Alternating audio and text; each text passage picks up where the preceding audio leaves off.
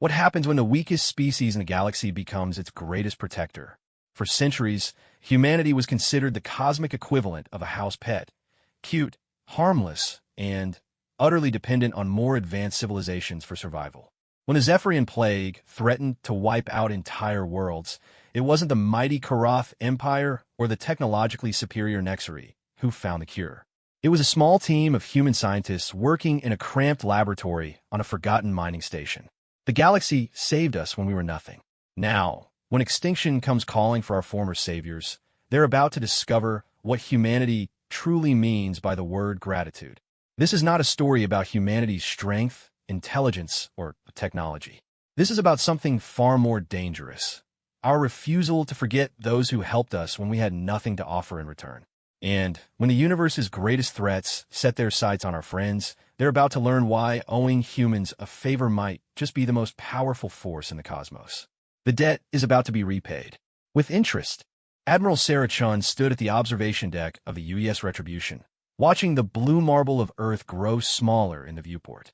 At 45, she carried herself with the quiet confidence of someone who had earned every star on her collar through blood and determination rather than political maneuvering. Her dark hair was pulled back in a regulation bun, and her brown eyes held the steady gaze of someone who had seen humanity rise from the ashes of near extinction. "Ma'am, incoming priority transmission from Zephyrian High Command," announced Lieutenant Torres from the communications station. His voice carried an urgency that made Sarah's stomach tighten. The Zephyrians rarely contacted human vessels directly, preferring to route communications through the Galactic Council's bureaucratic channels. "Put it through to my ready room," Sarah ordered, straightening her uniform jacket. She made her way through the corridors of the massive dreadnought, nodding to crew members who stepped aside with practiced precision. The Retribution was humanity's newest vessel, a testament to how far they had come in just 2 centuries since first contact. The Ready Room's holographic display flickered to life, revealing the elongated features of Ambassador Kethvar, one of the few Zephyrians Sarah had worked with during the Plague Crisis 15 years ago.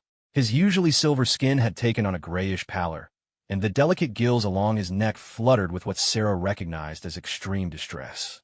"Admiral Chun," Kethvar began, his melodic voice carrying none of its usual harmonious tones. "I hope this message finds you well, though I fear what I must tell you will bring great sorrow to your people." Sarah leaned forward, her hands clasped behind her back. During the Plague years, she had been a young captain in charge of medical supply runs to quarantined Zephyrian colonies.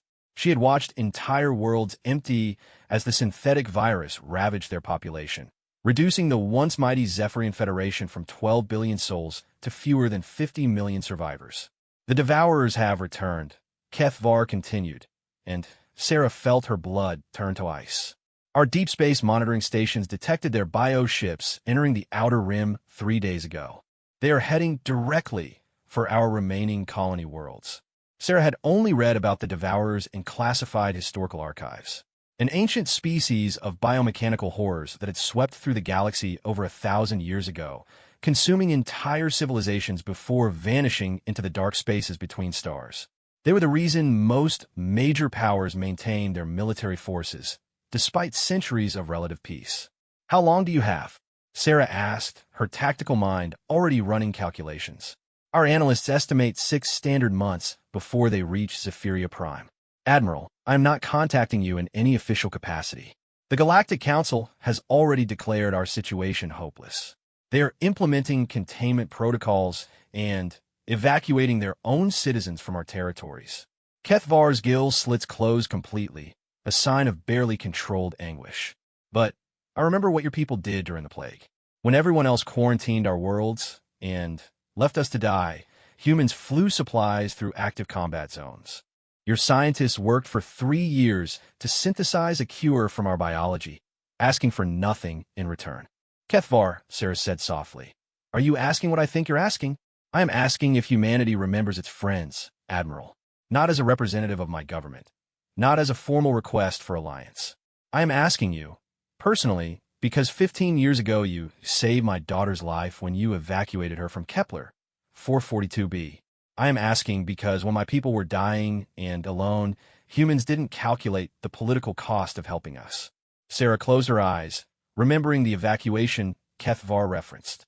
She had been commanding the medical frigate New Hope when they received distress signals from a Zephyrian research station.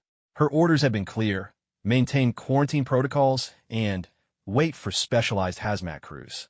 Instead, she had taken her ship directly into the contaminated system, using jury-rigged atmospheric scrubbers to extract over 300 survivors, including Kethvar's then 8-year-old daughter. "How many ships can your people still field?" Sarah asked. "Perhaps 200 vessels of various classes. Most are civilian transports converted for evacuation purposes. We have maybe 30 true warships remaining from our defense fleet. And the Devourers? Our scouts report at least 40 massive bio ships, each larger than your dreadnoughts. But, Admiral, it's not just their ships. They travel with swarms of fighter-sized organisms and deployment pods that can strip a planet's biosphere within days. In our historical records, the last time they appeared, they consumed the entire Maltari Confederation before anyone could mount effective resistance." Sarah opened her eyes and looked directly at the holographic ambassador. "Kethvar, I need you to understand something. If I make the choice I think you're hoping I'll make, it won't be popular with my government. Humanity has spent 2 centuries building relationships with the major galactic powers. Risking our fleet for a people the Council has written off could damage those relationships permanently. Understand, Admiral. I would not ask if there were any other option. But," Sarah continued, allowing a small smile to cross her features, "I also need you to understand that humans have a very particular way of viewing deaths. When someone saves our lives, we don't forget. Ever.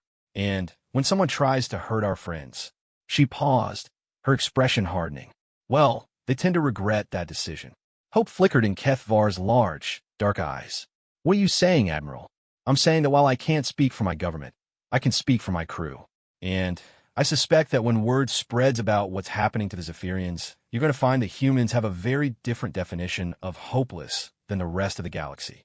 The transmission ended, and Sarah sat alone in her ready room for several minutes, staring at the space where Kethvar's image had been. She was contemplating what could very well be a career-ending decision, perhaps even a civilization-ending one, if the Devourers were as powerful as the historical record suggested. Her door chimed, and Torres entered at her permission. "Ma'am, I prepared the transmission logs as you requested. Also, Commander Harrison is requesting permission to speak with you privately." "Send him in." Commander Marcus Harrison was Sarah's executive officer, a man she had served with for over a decade. His weathered face and graying temples spoke of long years in deep space, but his eyes still held the sharp intelligence that had made him one of the most respected tactical officers in the fleet. "Admiral, I couldn't help but notice the security flags on that transmission," Marcus said without preamble. "Zephyrian diplomatic codes, maximum encryption, given current events in their territory. I'm guessing this wasn't a social call." Sarah studied her old friend. Marcus had been with her during the Plague years, had seen firsthand what the Zephyrians had endured and how humanity had responded. "What would you say if I told you the Devourers are heading for Zephyrian space?" Marcus was quiet for a long moment. "Then, I'd say that's a damn shame. I'd also say that the Zephyrians are good people who've been dealt more than their share of bad luck." He paused, meeting her eyes directly. "And I'd ask what you're planning to do about it. The politically smart thing would be to report this to Fleet Command and let them decide whether to take action through official channels." "And the right thing?" "The right thing," Sarah said slowly, "would be to remember that when humanity was a barely spacefaring species struggling with our first colony attempts, the Zephyrians shared their terraforming technology freely. When Earth's population was devastated by the Mumbai plague in 2157, they sent medical teams and supplies without being asked. When our early exploration vessels got lost or damaged in uncharted space, Zephyrian rescue ships would appear within hours of distress signals. They saved our collective asses more times than we can count," Marcus agreed. "And when they needed help, we were the only ones who showed up. Marcus, if we do this, we're probably ending our careers. The Council will see it as humanity acting unilaterally, potentially destabilizing the entire galactic political structure. Earth Defense Command will court-martial us for exceeding our authority." "Admiral," Marcus said with a slight grin, "do you remember what you told me when we first met on the New Hope?" Sarah smiled at the memory. "I said that the uniform makes the rank, but the decisions make the officer. And I said that any officer who wouldn't risk everything for their friends probably shouldn't be wearing the uniform in the first place." "That's correct. So I'll ask you directly. Are you with me on this? Ma'am, the day I stop following you into impossible situations is the day I should retire. Marcus straightened to attention. What are your orders? Sarah moved to her desk and activated the ship's internal communication system. All hands, this is Admiral Chun. In 30 minutes, I'll be addressing the crew regarding a special mission opportunity. Attendance is mandatory for senior staff, voluntary for all others. However, I strongly recommend that everyone hear what I have to say. She switched off the comm and looked at Marcus. Get word to the other ship commanders in our task force. Secure channels only. I want to speak with all of them within the hour. Yes, ma'am. Should I alert Fleet Command of our change in status? Not yet. Let me talk to our people first. If we're going to do this, I want everyone to understand exactly what they're volunteering for. An hour later, Sarah stood before the assembled senior staff of Task Force Prometheus, humanity's newest deep space exploration and defense unit. The holographic images of the other ship commanders filled the briefing room. Captain Rodriguez of the heavy cruiser Thunderbolt, Captain Park of the carrier Indomitable, Captain O'Brien of the stealth frigate Ghost Protocol, and Captain Williams of the supply vessel Abundance. Ladies and gentlemen, Sarah began, I'm about to propose something that will either be remembered as humanity's finest hour or the moment we committed collective career suicide. 15 years ago, during the Zephyrian Plague crisis, many of you served with me on relief missions. You saw what those people endured, and you saw how they responded when we offered help. She activated the room's holographic display, showing recent intelligence reports on Devourer movements. The enemy that destroyed civilizations before humans ever left Earth is heading directly for Zephyrian space. The Galactic Council has written them off. Other major powers are evacuating their citizens and implementing containment protocols. In 6 months, the 50 million Zephyrians who survived the plague will face extinction. Captain Rodriguez leaned forward. Admiral, are you suggesting we intervene unilaterally? I'm suggesting we pay a debt, Sarah replied. The Zephyrians saved our species when we were nothing more than ambitious primates with nuclear weapons. They shared technology, provided medical aid, and rescued our people without asking for anything in return. Now they need help, and everyone else is running away. What about our orders? Asked Captain Park. We're supposed to be conducting deep space mapping missions in the Vegas sector. Our orders, Sarah said carefully, are to protect human interests in deep space and maintain positive relationships with allied species. I would argue that preventing the extinction of our oldest galactic friends falls squarely within that mandate. Captain O'Brien, whose stealth frigate specialized in reconnaissance missions, spoke up. Admiral, what kind of opposition are we talking about? The historical records on the Devourers are mostly theoretical. According to Zephyrian intelligence, at least 40 capital ships, each roughly equivalent to a dreadnought-class vessel, plus an unknown number of smaller bioships and swarm fighters. They also deploy some kind of planetary consumption technology that can strip a world's biosphere in a matter of days. The room fell silent as the officers contemplated the numbers. Task Force Prometheus consisted of 5 ships with a total crew of just under 8,000 personnel. Captain Williams finally broke the silence. Admiral, with respect, those odds are mathematically impossible. We'd be asking our people to commit suicide. Maybe, Sarah acknowledged. But I've read the tactical reports from every major engagement humanity has fought in the last 2 centuries. We've never won by having better odds. We've won by refusing to accept that something was impossible. She looked around the room at each commander. The Zephyrians taught us advanced metallurgy, which led to our hull armor technology. They shared their navigation systems, which allowed us to develop faster-than-light communication. They provided medical knowledge that eliminated diseases we'd struggled with for millennia. She paused, letting her words sink in. Everything we are, everything we've built, stands on foundations they helped us lay, and now they're going to die unless someone helps them. What are you proposing specifically? Asked Captain Rodriguez.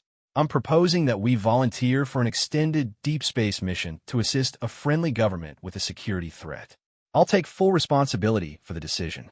Anyone who wants to transfer to another command before we depart will receive my full endorsement and no negative marks on their record. Commander Harrison, who had been silent throughout the briefing, finally spoke. Admiral, what makes you think we can succeed where larger fleets would fail? Sarah smiled grimly. Because we're human, Marcus. We don't fight fair, we don't give up, and we definitely don't abandon our friends. The Devourers are about to learn something the rest of the galaxy already knows.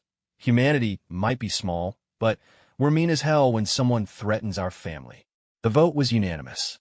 3 weeks later, Admiral Sarah Chun found herself standing on the bridge of a Zephyrian command vessel, looking out at one of the most unlikely fleets ever assembled in galactic history.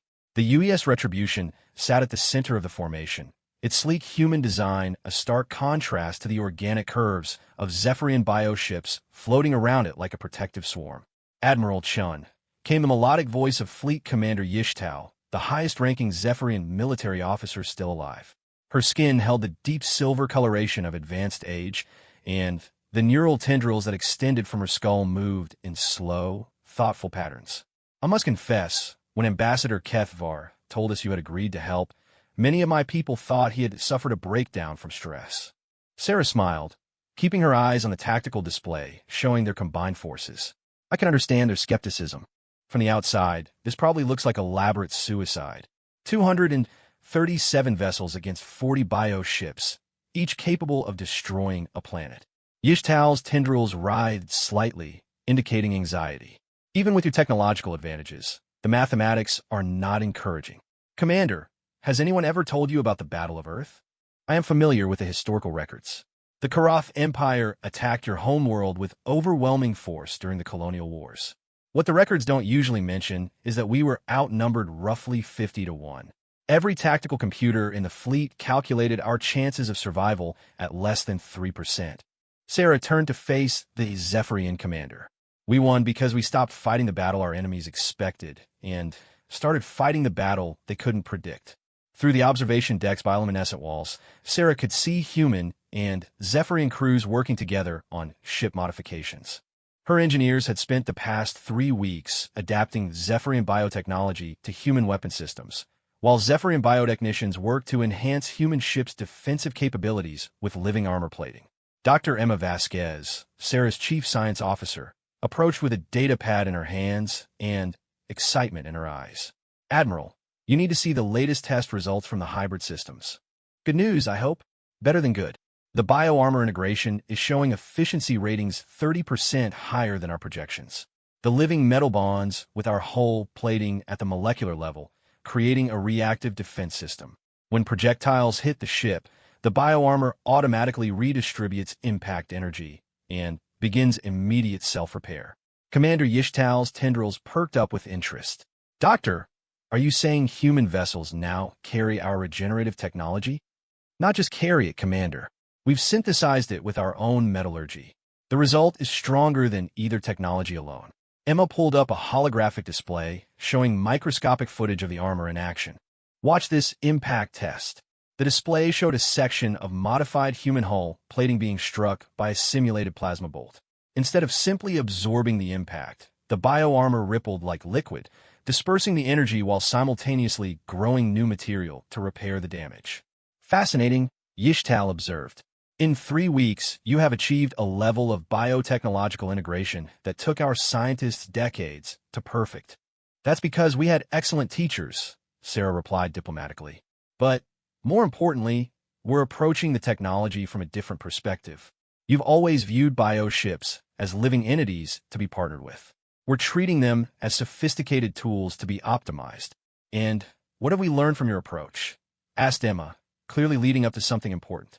Our weapon systems analysis shows that Devourer bioships aren't as invulnerable as historical records suggested. They rely heavily on adaptive armor that learns to resist repeated attacks. But they've never encountered rapid cycling energy frequencies or variable geometry kinetic projectiles. Sarah raised an eyebrow. Explain. Traditional weapons fire consistent energy patterns and solid projectiles. The Devourer's bioarmor adapts to these patterns within minutes. But human weapons technology includes frequency modulators and smart ammunition. We can change our attack patterns faster than their armor can adapt. Commander Yishtao's tendrils moved in what Sarah had learned to recognize as deep thought. You're saying that your technological inconsistency is actually an advantage? Exactly. Your people build elegant, efficient systems that improve over time. Our people build unpredictable, overcomplicated systems that work differently every time we use them. Emma grinned. It turns out that's a terrible way to build reliable technology, but an excellent way to confuse biomechanical defense systems.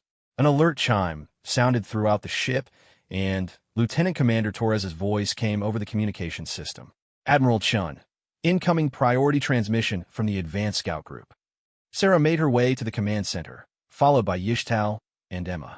The holographic display activated, showing Captain O'Brien's face. Behind him, Sarah could see the stealth frigate's bridge, crew working frantically at their stations. Admiral, we've reached the outer edge of Devourer space. The situation is worse than we anticipated. Elaborate, Captain. They're not just heading for Zephyrian colonies, ma'am. They've established forward bases on at least 12 uninhabited worlds along their approach route. Each base appears to be some kind of organic factory producing smaller bioships and what our sensors are reading as deployment pods. The display shifted to show long-range sensor data. Sarah felt her blood chill as she saw massive, spider-like structures growing across the surface of an entire planet. The structures pulsed with a sickly bioluminescence, and even from this distance, she could see swarms of small vessels moving between them like insects around a hive. How many total vessels are we looking at now? Sarah asked. Best estimate? The original 40 capital ships, plus approximately 300 newly constructed fighters and 200 deployment pods. And, Admiral, they're not moving slowly anymore. We detected course corrections suggesting they've increased speed by 40%. Commander Yishtal's skin took on a grayish pallor.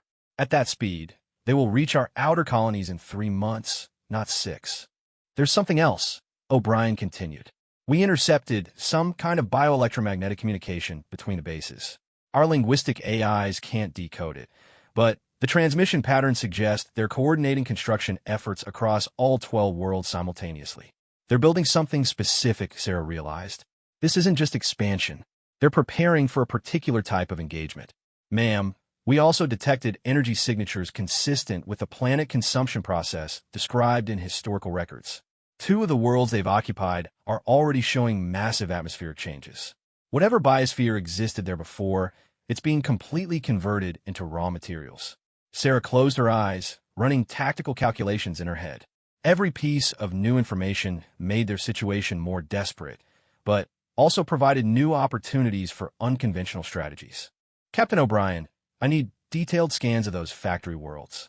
Focus on structural weak points, power distribution, and construction patterns. If they're building something, we need to understand what it is and how to stop it. Already on it, Admiral. We should have comprehensive data within 48 hours. Good. Maintain stealth protocols and report any changes in their deployment patterns. Chin out. The transmission ended, leaving Sarah alone with her thoughts for a moment. Commander Yishtal moved to stand beside her, both officers staring at the tactical display showing Devourer positions. Admiral, Yishtal said quietly, my people have a saying, the river that fights the mountain is destroyed, but the river that finds the crack can split stone. I believe your species understands this concept very well. We call it asymmetric warfare. Hit where they're weak, avoid where they're strong, and never fight the battle your enemy expects. What cracks do you see in their mountain, Admiral? Sarah smiled grimly. Several, actually. They're building fixed installations, which means they can't easily relocate their production capabilities. They're increasing speed, which suggests they're responding to our presence and changing their timeline. And most importantly, they're adapting their strategy, which means they're not just mindless consumers. I do not understand how their intelligence works against them. Because intelligent enemies make emotional decisions. They get angry, they get overconfident, they get impatient. Sarah turned to face the Zephyrian commander.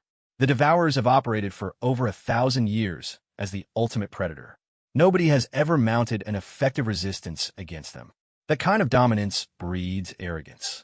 Dr. Vasquez, who had been quietly analyzing the sensor data, looked up from her workstation. Admiral, I think I see what you're getting at. They're accelerating their timeline because they view our presence as an annoyance rather than a genuine threat. Exactly. They're so confident in their superiority that they're rushing to get to the main course without properly digesting the appetizer. Those factory worlds represent massive investments of resources and time. If we can disrupt their construction process, we force them to choose between protecting their investments and continuing their assault. Yishtal finished, her tendrils moving rapidly with excitement. But, Admiral, even disrupting their factories would require us to engage their defensive fleets. The mathematics still do not favor survival. Commander, you're still thinking like someone who plans to fight fair. Sarah called up the fleet composition on her display, showing the combined human-Zephyrian forces. We're not going to attack their main fleet. We're going to make them come to us, and when they do, we're going to teach them why picking a fight with humanity's friends is the last mistake they'll ever make. Over the next several hours, Sarah worked with her command staff to develop what would later be called the most audacious military strategy in recorded galactic history. The plan required perfect timing, extensive coordination between species with completely different military traditions, and a level of risk that no rational commander would accept. Captain Rodriguez joined the planning session via holographic link from the Thunderbolt. Admiral, I've run the numbers on your proposed approach vector. Even with the bioarmor enhancements, we're looking at 60% casualties in the first engagement alone. Those numbers assume we fight them conventionally, Sarah replied. But we're not going to give them a conventional fight. We're going to give them the most confusing, chaotic, unpredictable battle they've ever encountered. How do you propose to accomplish that? Asked Captain Park from the Indomitable. Sarah activated a star chart showing the region between Devourer Space and Zephyrian colonies. Phase 1. We hit their factory worlds simultaneously, destroying their production capabilities and forcing them to commit to protecting their remaining assets. Phase 2. We retreat through the Kepler Nebula, using the electromagnetic interference to mask our movements and force them to pursue blindly. Phase 3. We turn around and hit them where they least expect it. Commander Yishtal studied the tactical display.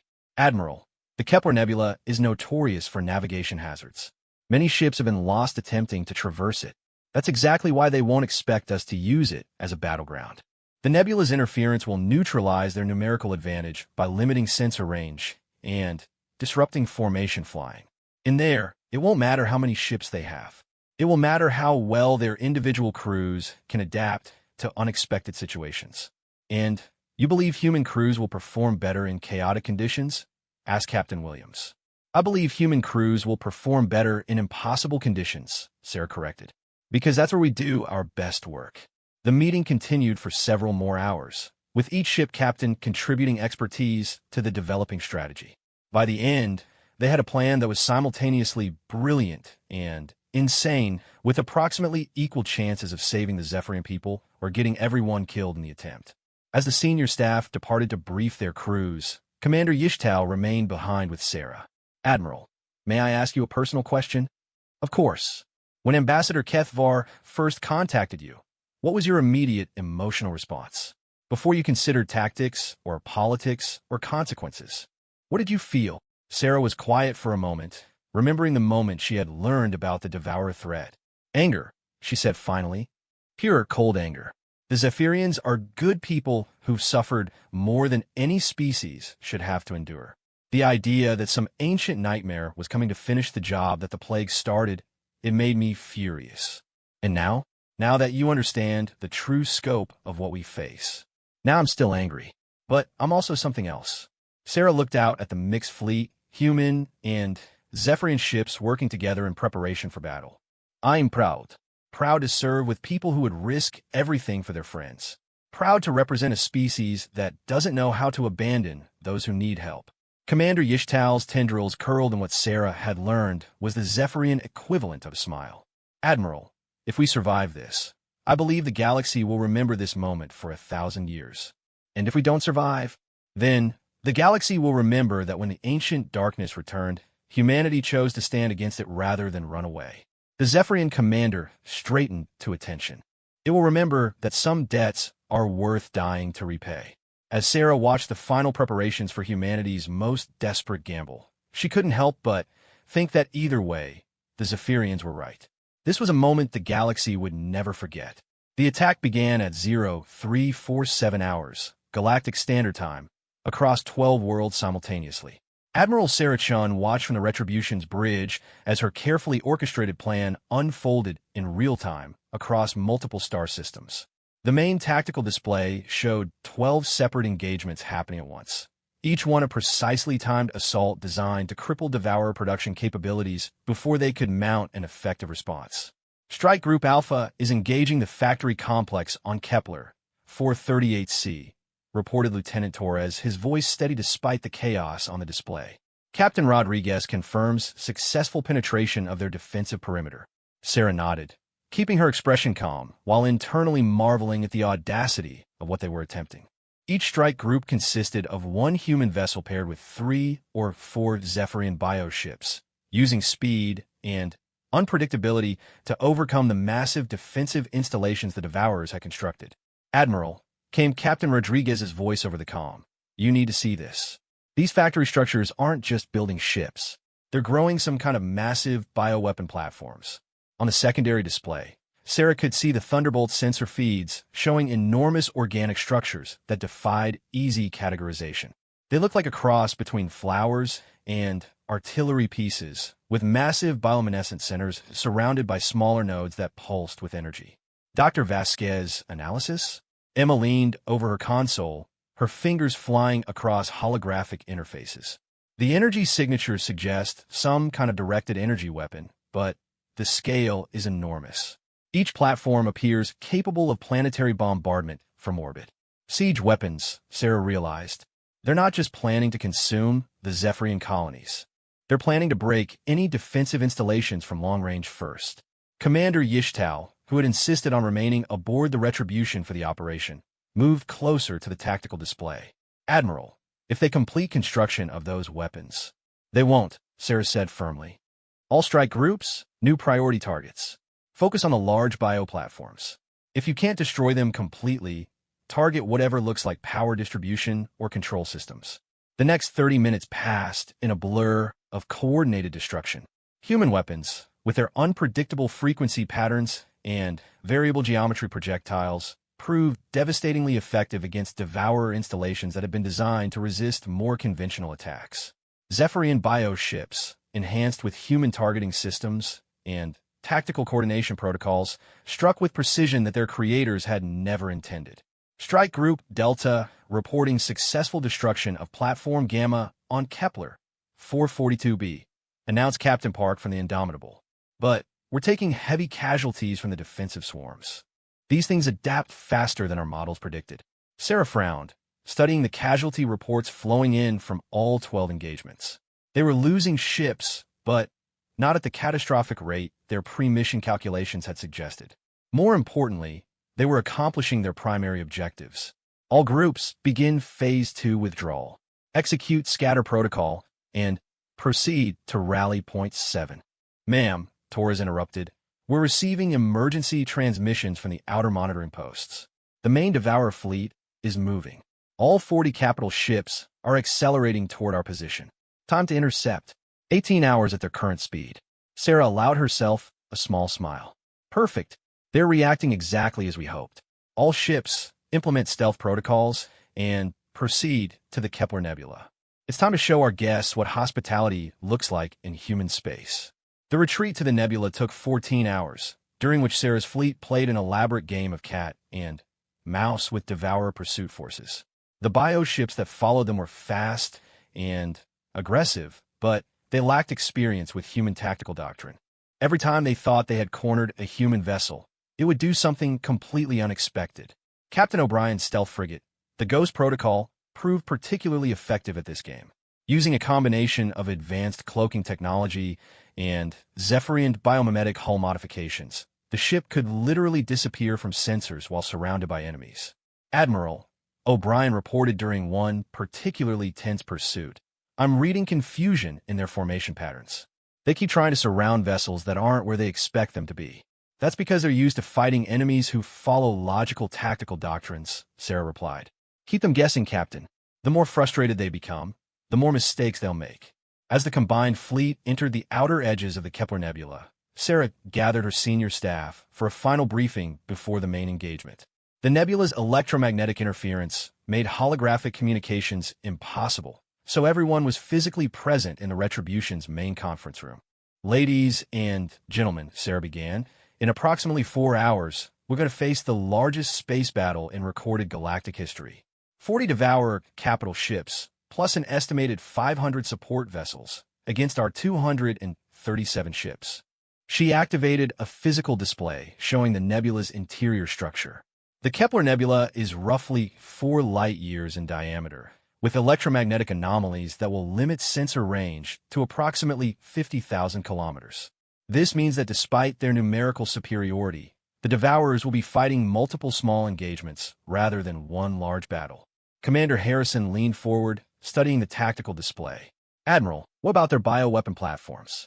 Intelligence suggests they have mobile versions aboard their capital ships. That's where our bioarmor enhancements become crucial," Dr. Vasquez interjected. "The living armor doesn't just provide protection. It actively interferes with bio-targeting systems.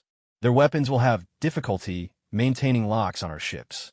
Captain Rodriguez, attending via a quantum entanglement communicator due to the interference, asked, "What about coordination? If we can't maintain fleet-wide communications, how do we execute complex maneuvers?" "We don't," Sarah replied simply. "This battle will be won by individual ship crews making smart decisions in impossible situations. That's something humans excel at, and something our Zephyrian allies have learned from us over the past month." Commander Yishtal spoke up from her position at the conference table. "Admiral, my people have never fought in such chaotic conditions.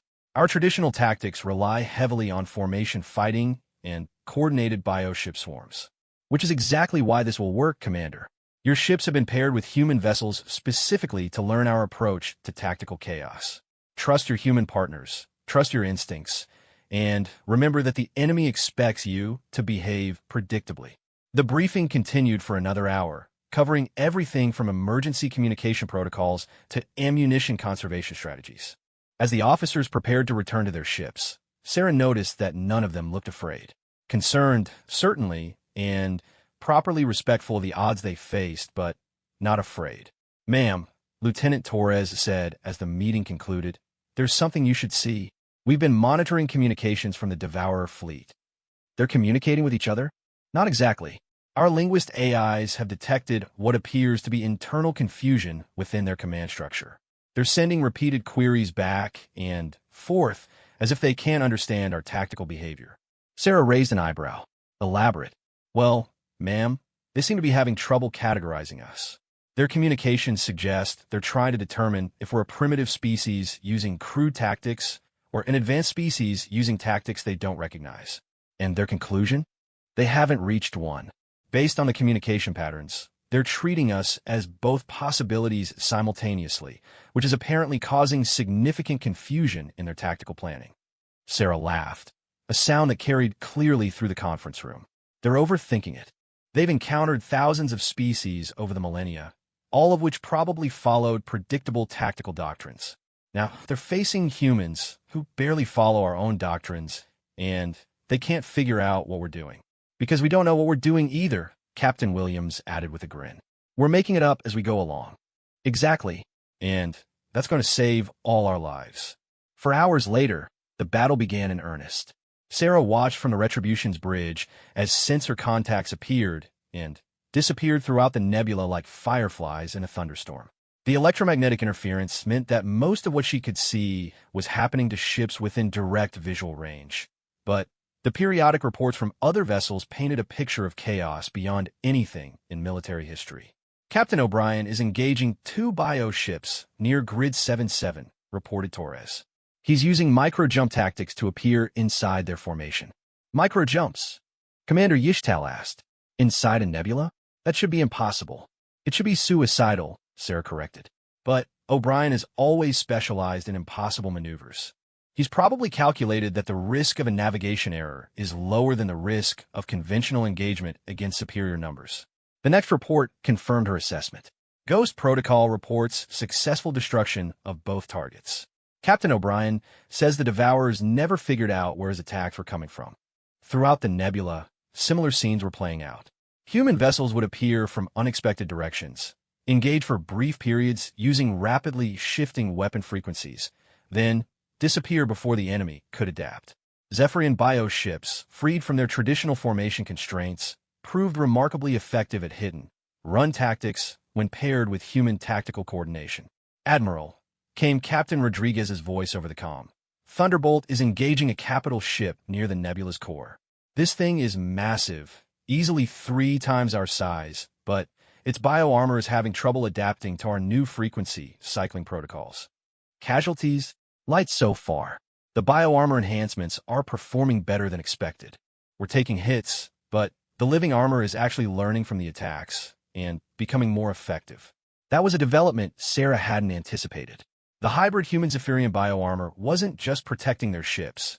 It was evolving during combat, becoming more effective with each engagement. Dr. Vasquez, are you monitoring the bioarmor performance data? Yes, ma'am, and it's extraordinary. The living armor is not only adapting to enemy weapons, but it's sharing adaptation patterns between ships through some kind of bioelectromagnetic field. Our entire fleet is becoming more resistant to devourer attacks in real time. You're telling me our ships are learning from each other during battle? More than that, Admiral. They're teaching each other. Each time a ship develops an effective defense against a particular attack type, that information is automatically shared with nearby vessels. Sarah stared at the tactical display, watching friendly contacts moving throughout the nebula in patterns that looked random, but were actually coordinated at a level she was only beginning to understand. Commander Yishtal, is this normal behavior for bioarmor? No, I'll admit it. Our bioships can share information, but not at this scale or speed. I believe the integration with your technological systems has created something entirely new. Something better than either technology alone, Sarah realized. We're not just fighting with human tactics or Zephyrian bioships. We're fighting with something the galaxy has never seen before. The battle raged for 8 hours, with neither side able to gain a decisive advantage. The Devourer's numerical superiority was offset by the nebula's interference and the unpredictable nature of human Zephyrian tactics. But Sarah could see that the enemy was beginning to adapt, their attacks becoming more coordinated despite the communication difficulties. Admiral, Torres announced, we're receiving a fleet-wide transmission on emergency frequency. It's from Commander Harrison aboard the Valiant. Put him through. Marcus Harrison's image appeared on the main screen, his uniform torn and his face streaked with blood from a head wound.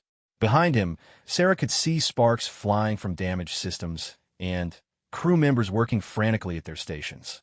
Admiral, we've discovered something important about the Devourer capital ships. They're not just warships. Each one is carrying approximately 10,000 biopods that appear to be planetary consumption devices. Explain. If they reach Zephyrian space, they don't need to win a space battle. They can deploy these pods on inhabited worlds and strip the biosphere before any defensive force can respond. Ma'am, they're carrying enough pods to consume every remaining Zephyrian colony simultaneously. Sarah felt her blood turn to ice. The strategic implications were staggering. Even if her fleet somehow managed to win the current engagement, allowing even a few Devourer ships to escape would doom the entire Zephyrian species. All ships, she announced on the fleet-wide emergency frequency. New mission parameters. No Devourer vessel can be allowed to leave this nebula. I repeat, nothing gets past us to Zephyrian space. Admiral, Commander Yishtal said quietly, you are asking our people to ensure total victory against impossible odds. No, Commander. I'm asking our people to do what humans do best. Sarah looked out at the swirling chaos of the nebula, where human and Zephyrian crews were fighting for the survival of an entire species. I'm asking them to turn impossible odds into inevitable victory.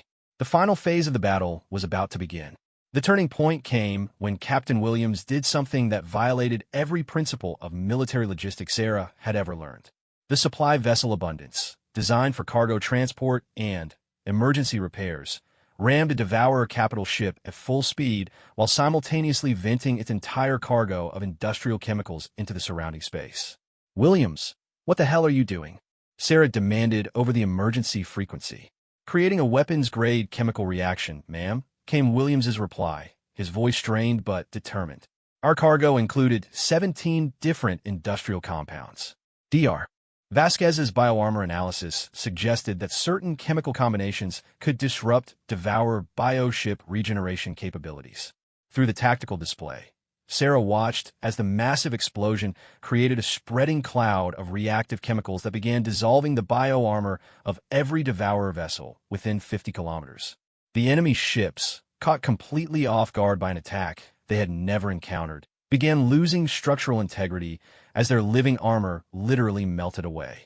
All ships near Grid 4-4 converge on Captain Williams's position, Sarah ordered. He's created a breach in their defensive line. Exploit it. The next hour saw some of the most unconventional space combat in recorded history. Human crews, inspired by Williams's example, began improvising weapons from whatever materials they had available. The mining vessel Prospector used its industrial drilling equipment to bore through Devourer hulls. The research ship Discovery deployed experimental gravity generators to create localized space-time distortions that disrupted enemy formation flying. Admiral Dr. Vasquez reported, her voice filled with excitement and disbelief. The bioarmor on our ships is doing something unprecedented. It's not just adapting to Devourer weapons anymore. It's actively analyzing and replicating successful improvised tactics from other vessels. Meaning what exactly? Meaning that when Captain Williams created his chemical weapon, the bioarmor on every ship in the fleet learned how to synthesize similar compounds from available materials. When the Prospector used drilling techniques as weapons, our bioarmor started growing drilling appendages. Sarah stared at the tactical display, watching as her ships began to transform in real time, growing new weapons and defensive systems based on successful improvised tactics from other vessels. Emma, are you telling me our ships are evolving during combat? Not just evolving, Admiral. They're sharing evolution. The bioarmor has created a fleet-wide learning network. Every successful tactic is immediately distributed to every other vessel. Commander Yishtal moved to Sarah's side, her tendrils writhing with amazement. Admiral, this is beyond anything my people thought possible. Your technological approach to our biosystems has created something that transcends both our capabilities. It's created something that transcends logic, Sarah replied, watching as the Retribution itself began growing new weapon arrays that resembled nothing in human or Zephyrian design. But I'll take it. The Devourer forces, faced with opponents whose capabilities were changing faster than they could adapt, began to show signs of panic. Their carefully coordinated formations broke down as individual ships tried to respond to threats they didn't understand. Captain O'Brien reports that Devourer vessels are beginning to retreat from their assigned sectors, Torres announced. They appear to be regrouping near the nebula's central core. They're running out of ideas, Sarah realized. After 1,000 years of easy victories, they don't know how to handle an enemy that refuses to follow the rules. Ma'am, came Captain Rodriguez's voice over the comm. Thunderbolt is pursuing 3 capital ships toward the nebula center. These bioships are moving like they're terrified. I've never seen anything like it. Sarah understood. The Devourers had operated for millennia as the ultimate predators, consuming entire civilizations without significant resistance. Now, for the first time in their existence, they were facing an enemy that was not only fighting back effectively, but was becoming more dangerous with each passing minute. All ships converge on the nebulous center. Do not allow them to escape, and do not give them time to adapt to our tactics. Maintain aggressive pursuit. The final engagement took place in the heart of the Kepler Nebula, where electromagnetic interference was so intense that ships could barely maintain communication with their own crew members in different sections. Sarah found herself commanding a battle where victory depended entirely on the initiative and creativity of individual crews. Admiral, Commander Harrison reported from the Valiant, we've engaged the largest Devourer vessel. This thing is the size of a small moon, but our bioarmor is growing some kind of energy projection system. It's like nothing I've ever seen. On the tactical display, Sarah could see the impossible. Her ships were developing weapon systems that hadn't existed an hour earlier. The bioarmor, enhanced by human technological integration, had become a real-time evolution engine, creating new capabilities in response to immediate tactical needs. Contact with Devourer flagship established, announced Captain Park from the Indomitable. Admiral, you need to see this. They're trying to communicate. Put it through. The main display flickered, then resolved into an image that made Sarah's blood run cold. The Devourer commander was a nightmare fusion of organic tissue and mechanical systems, with multiple eyes distributed across a head that seemed to shift between different configurations. When it spoke, its voice was a harmony of tones that somehow conveyed meaning despite being unlike any language Sarah had ever heard. Unknown species, the creature said, its words translated by the ship's linguistic processors, We demand explanation for your tactical behavior. Your combat doctrine violates all established patterns. Identify your technological classification and strategic philosophy. Sarah looked at the alien nightmare on her screen and smiled grimly. I'm Admiral Sarah Chun of the United Earth Space Force. Our technological classification is whatever works, and our strategic philosophy is don't mess with our friends. The Devourer commander's multiple eyes focused on her with what seemed like confusion. This response contains no tactical data. Explain your objectives and capabilities. Our objective is to prevent you from harming the Zephyrian people. Our capabilities are whatever we decide they need to be. Sarah leaned forward, her voice hardening. But since you asked, let me explain something about humans. We don't fight to win. We fight to make sure our enemies lose. This distinction is not logically coherent. That's because you're thinking like a predator. Predators fight to consume. Humans fight to protect. And when someone threatens our friends, we don't stop fighting until the threat is eliminated. The communication cut off abruptly, and Sarah turned to her crew. All ships, final offensive. Show them what human determination looks like. What followed could barely be called a battle. The Devourer forces, demoralized and unable to adapt to constantly changing human tactics, broke completely. Capital ships that had terrorized the galaxy for a millennium were destroyed by improvised weapons wielded by supply vessels and mining ships. The ancient nightmare that had consumed countless civilizations was defeated by a ragtag fleet of humans and their friends. Admiral, Torres announced, his voice filled with wonder. Sensor sweeps show no remaining active Devourer vessels. The fleet has been completely destroyed. Sarah sat back in her command chair, hardly able to believe what had happened. They had done the impossible. Not only had they survived an encounter with the galaxy's most feared enemy, they had won decisively. Casualties, she asked. Surprisingly light, ma'am.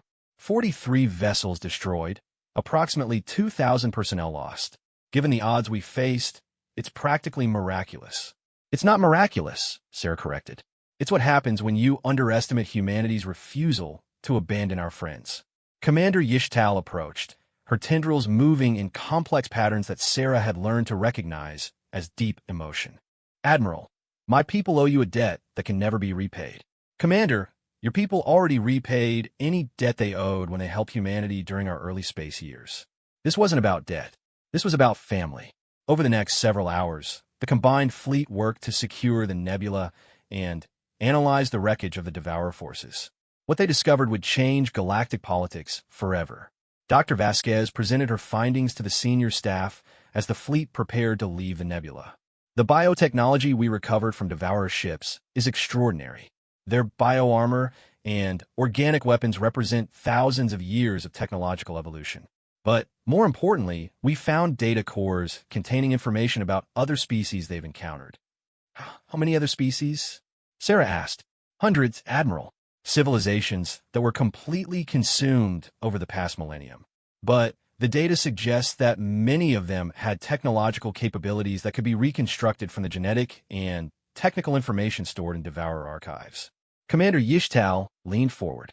Are you suggesting that the Devourers preserved information about their victims? Not preserved, absorbed. Their biotechnology incorporates successful adaptations from every species they've encountered. In defeating them, we've potentially recovered the scientific legacy of hundreds of lost civilizations. Sarah felt a chill run down her spine. Emma, are you telling me that by saving the Zephyrians, we've accidentally recovered the technological heritage of half the galaxy? That appears to be the case, Admiral. The implications are staggering.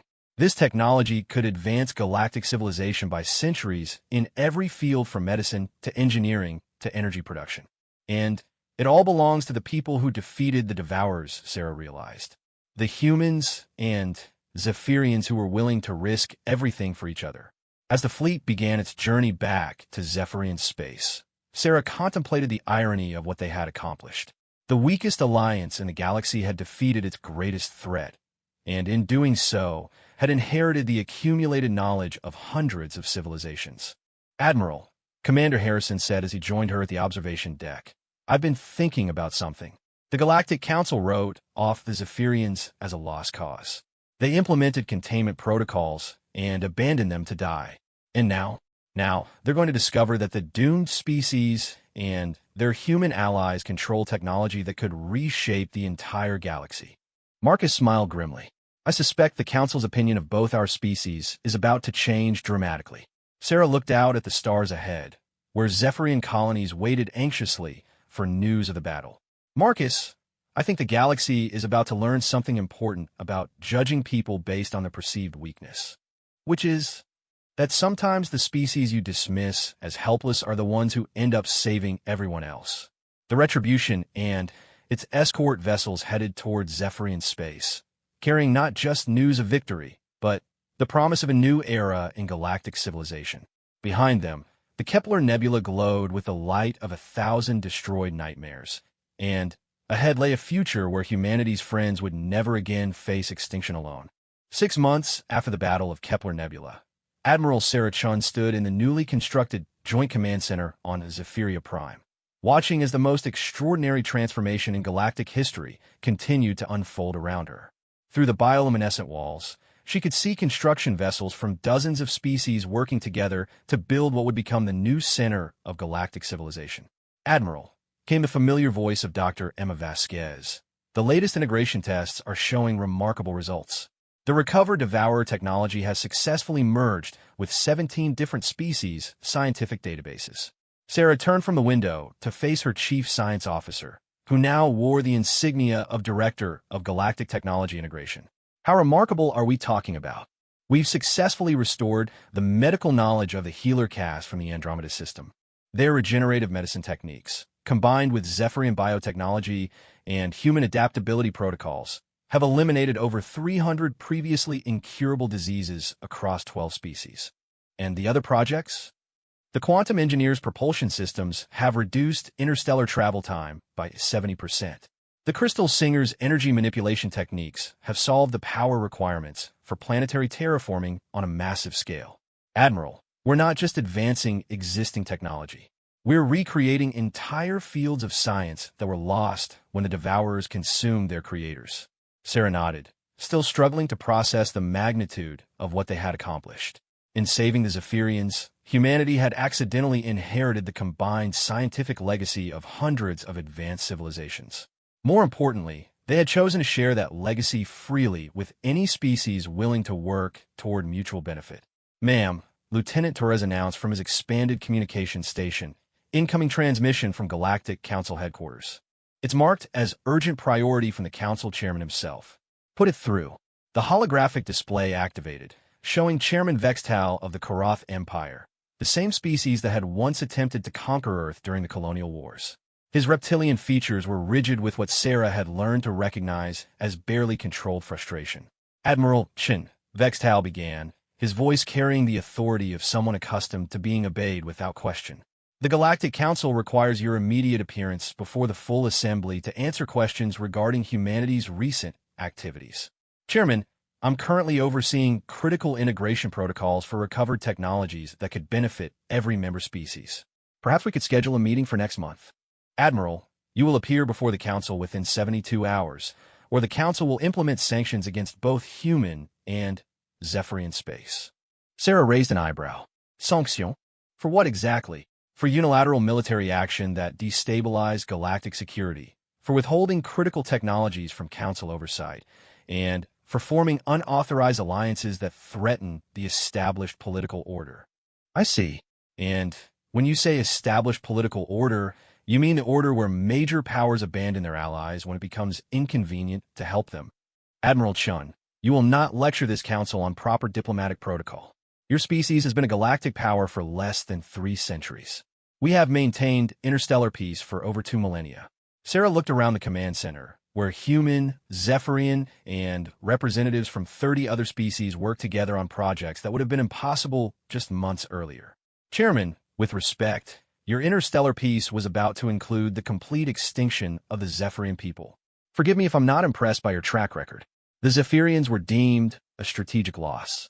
Resources allocated to their defense would have been wasted, weakening our ability to contain the Devourer threat.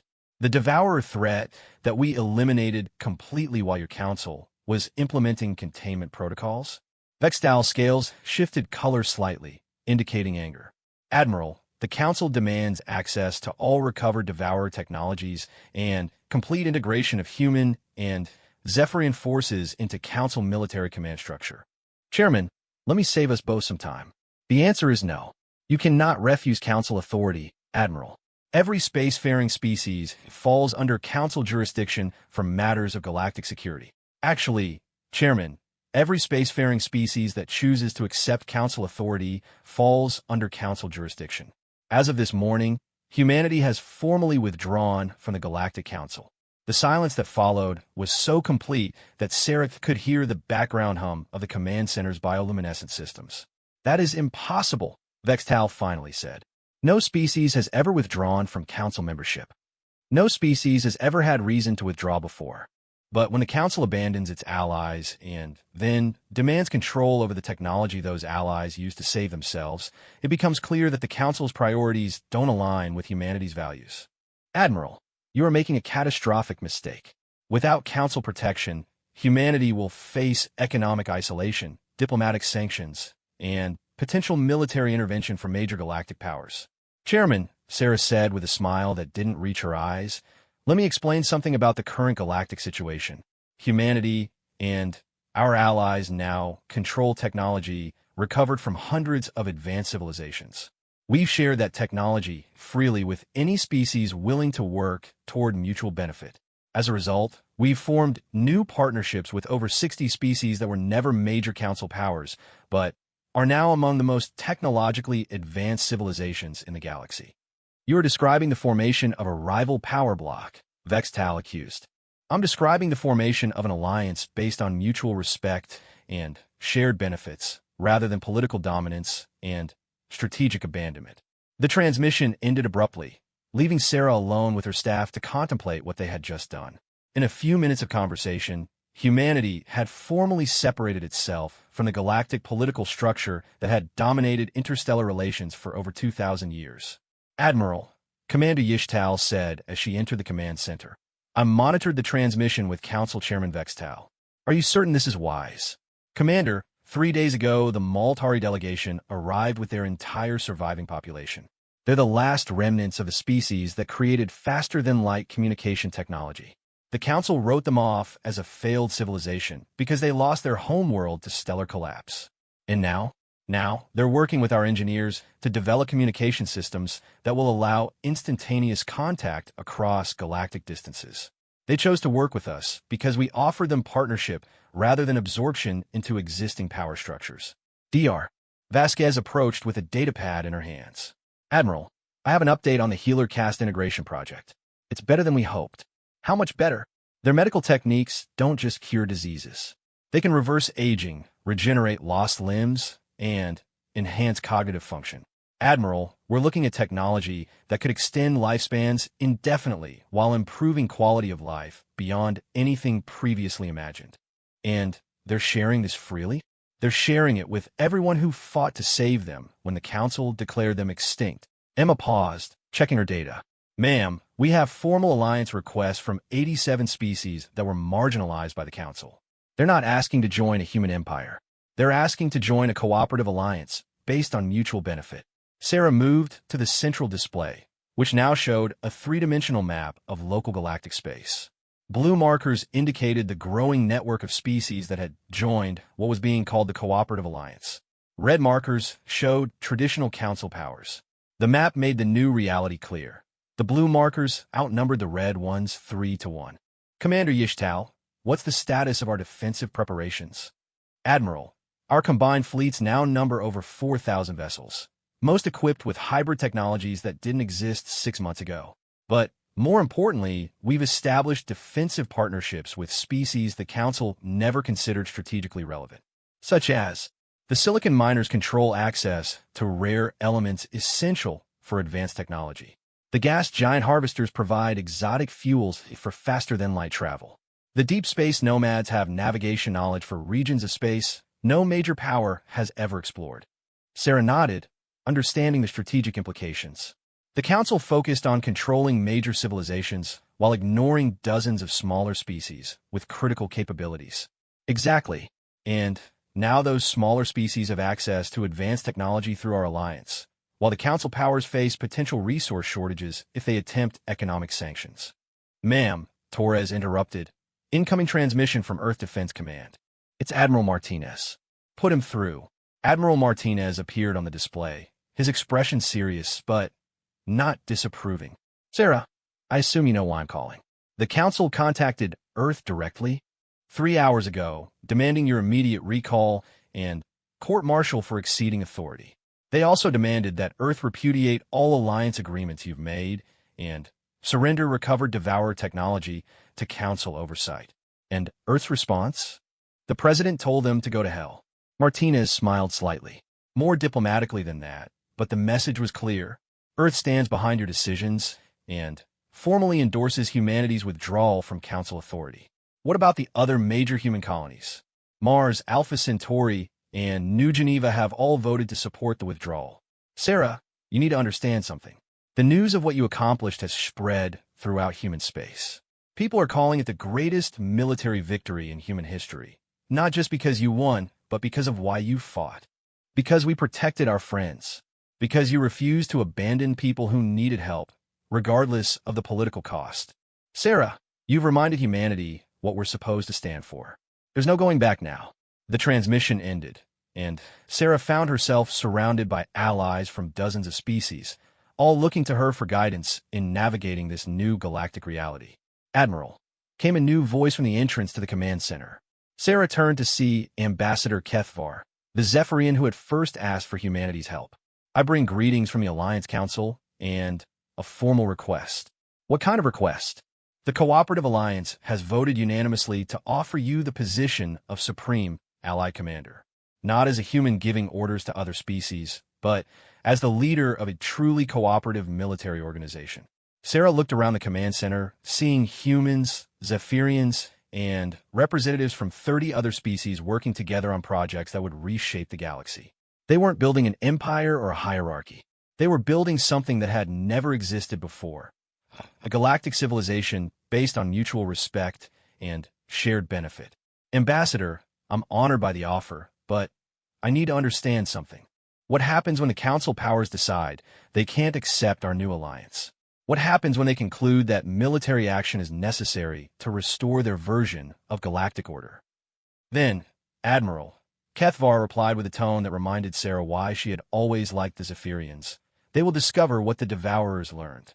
That humanity's friends are under the protection of the most stubborn, creative, and determined species in the galaxy. And if they're smart," Commander Yishtal added, "they'll remember that humanity has never learned how to lose a war when our friends' lives are at stake." Sarah looked out at the construction taking place around Zephyria Prime, where species that had been written off as insignificant were building the future of galactic civilization.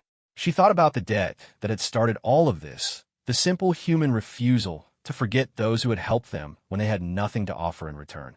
"Ambassador," she said finally, "please inform the Alliance Council that I accept their offer. But I want it understood that this position comes with a promise." "What promise, Admiral?" "That as long as I command Alliance forces, no member species will ever face extinction alone. We protect each other, we share what we have, and we never abandon our friends." Sarah turned to face the assembled representatives. "That's what humanity stands for. That's what this alliance stands for. And that's what the galaxy is about to learn." 6 months later, when the Council powers finally attempted to use military force to restore their version of galactic order, they discovered that humanity had kept its promise.